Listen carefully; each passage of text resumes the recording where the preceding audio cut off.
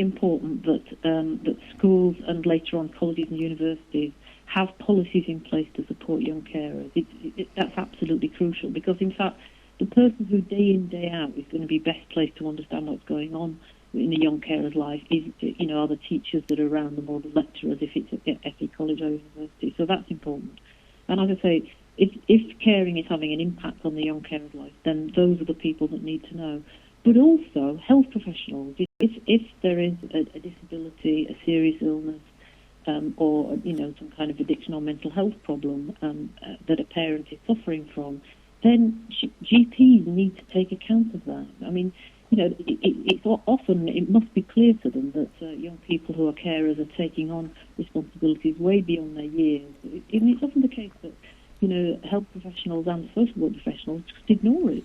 Just allow it to carry on. And actually, I think there are some inappropriate burdens of caring that fall onto young people. And really, health and social care professionals need to make sure that isn't happening.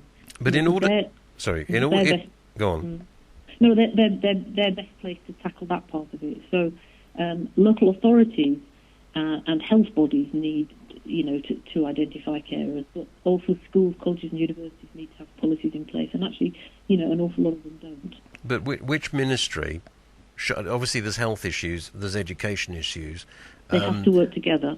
How do you make two government departments work together where the situation seems to be, from our investigation, that health is saying it's education, and education don't seem to be going, yes, we recognise there's a problem, or there's an issue rather, and this is what we propose to deal with it. They don't appear to be accepting that. So how do you get the situation where there is a duty imposed, as you were proposing with your private members bill, now that bill has been talked out?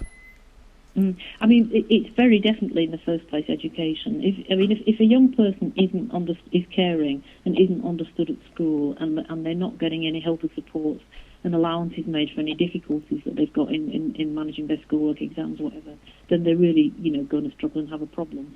There's the additional thing that in terms of GPs and other health professionals, they should be aware of young carers and try to make sure that they're not carrying an inappropriate burden of caring. But primarily it falls to schools. I mean, I should say I have a reasonable knowledge of this and what can be done, because we have in Salford, my local authority, an excellent young carers service, which is now working at a number of schools in my constituency and doing a brilliant job.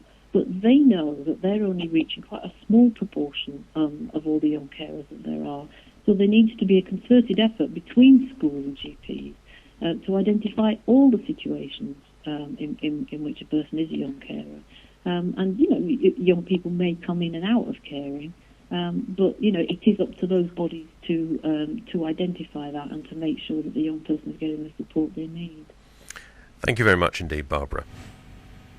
That's Barbara Keeley, MP for Worsley and Eccles South, who brought forward a private members' bill debated before the Commons on the 7th of September this year, and talked out by the Conservatives.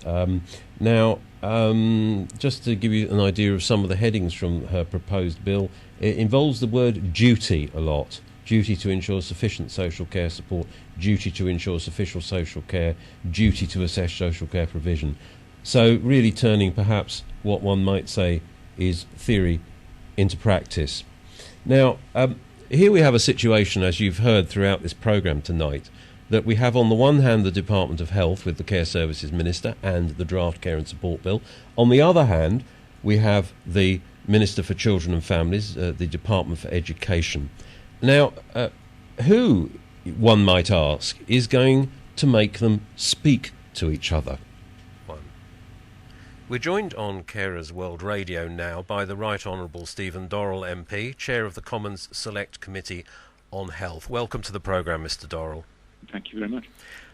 The draft Care and Support Bill, sponsored by the Department of Health, seems to have left young carers out. How do you see this issue? Well, I think it's much more likely, I would certainly hope, that if that's true, and to the extent that it's true, it's a result of oversight and muddle in Whitehall, and it's part of the reason, of course, for having a draft bill process. so that instead of a bill being presented to Parliament and the legislation being rushed through and then you spend time putting mistakes right, there's actually an opportunity to consult on precisely this kind of detail. I think I describe it as a detail. It's obviously an extremely important detail. I think the key principle here is that the new support arrangements available for adult carers, the same principles, not necessarily exactly the same detail, but the same principles, ought to cover the case of young carers as well.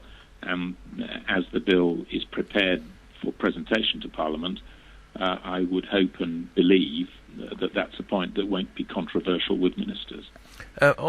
As the investigation has unfolded, it appears that the Department of Health are saying, young carers is the matter for the Department for Education. They seem to be recognising the issue, but don't seem to be, to us at least, and perhaps to our listeners as well, seem to be saying positive things about how they're going to get together, how this is going to be resolved.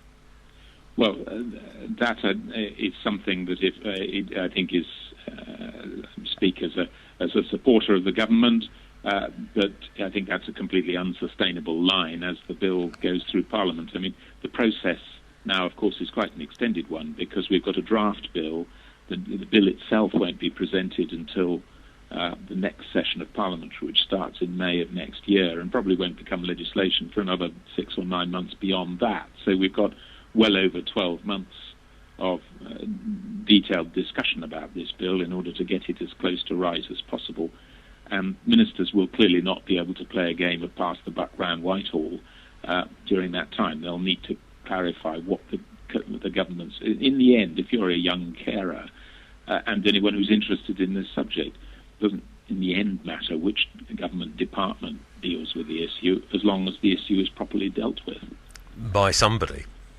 Absolutely, and passing the buck round Whitehall won't work. They won't get the support. They won't win the support of the carer community, either the adult or the young carer community, if they don't address it. So I'm sure they will. For those of our listeners who are not familiar with the role and responsibilities of the Commons Select Committee, in this case on health, do you have powers to make ministers talk to each other if there's a cross-ministerial issue like this one? Well, we don't have powers to make ministers talk to each other, but we do have powers to make ministers talk to us.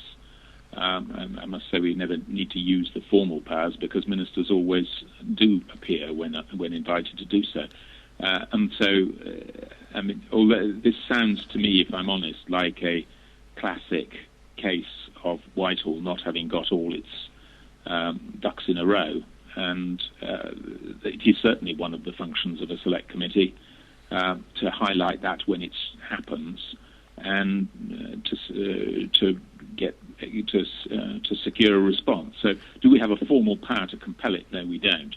But the truth is, no minister is going to want to appear in front of a select committee saying that that the important concerns of young carers are not being addressed by the government because the government can't agree which bit of it is going to address them.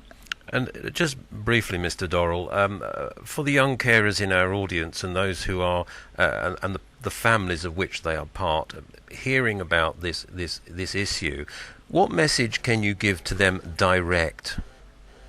Well, I think that the important direct message is, which I believe is the message that would be pressed by them upon us, is that the principles which lie behind the improvements in this bill for adult carers, exactly the same principles should be applied